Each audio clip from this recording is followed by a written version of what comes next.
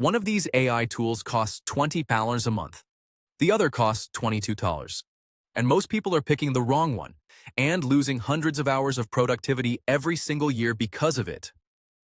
I've spent the last 3 months genuinely stress testing both GPT-5 and Gemini Ultra 2 across real workflows, coding, content creation, financial analysis, even client emails.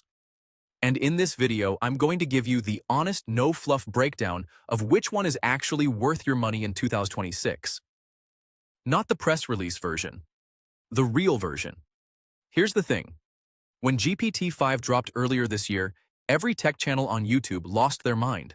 And I get it. The benchmarks were insane, genuinely insane.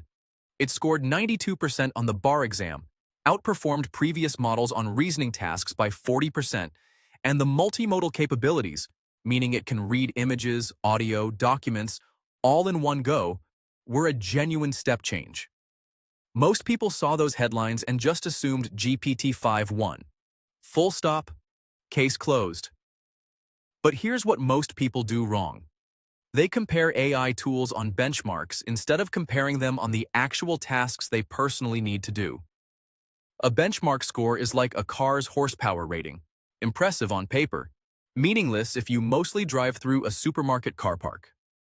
I tested GPT-5 on 50 real tasks I do in a typical working week.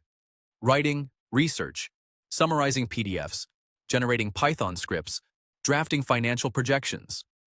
And the results were not what I expected. GPT-5 won on creative writing and nuanced reasoning. No question, if you're a writer, a marketer, or you need deep analytical thinking, it's the better tool right now. But that's not even the biggest difference between these two. And the next one genuinely blew my mind when I first saw it.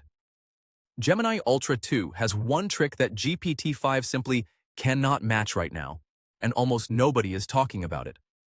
Google's context window. We're talking 1 million tokens of context. Let me explain what that actually means. GPT-5's context window sits at around 128,000 tokens, which is already massive. But Gemini Ultra 2 can hold the equivalent of an entire novel, a full year of emails, or a 10,000-row spreadsheet inside a single conversation. And it doesn't degrade.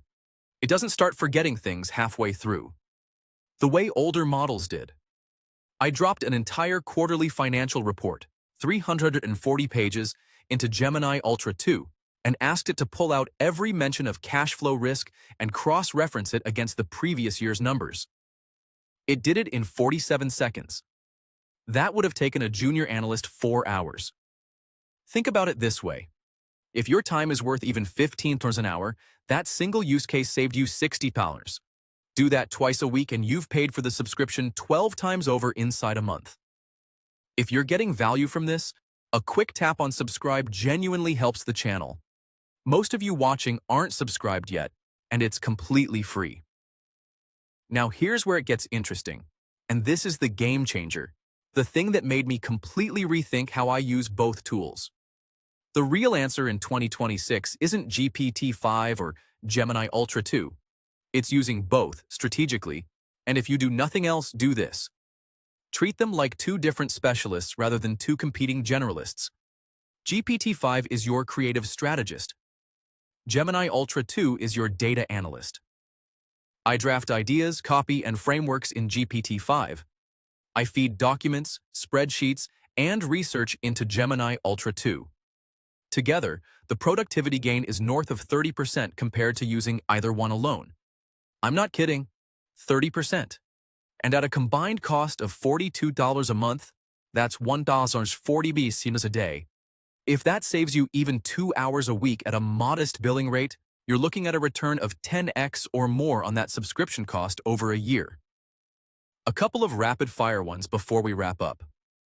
On privacy, Gemini Ultra 2 has stronger enterprise-grade data controls right now if you're handling sensitive client information, which matters. On mobile, GPT-5's app is still smoother and faster for on-the-go voice prompting, and I use it constantly between meetings.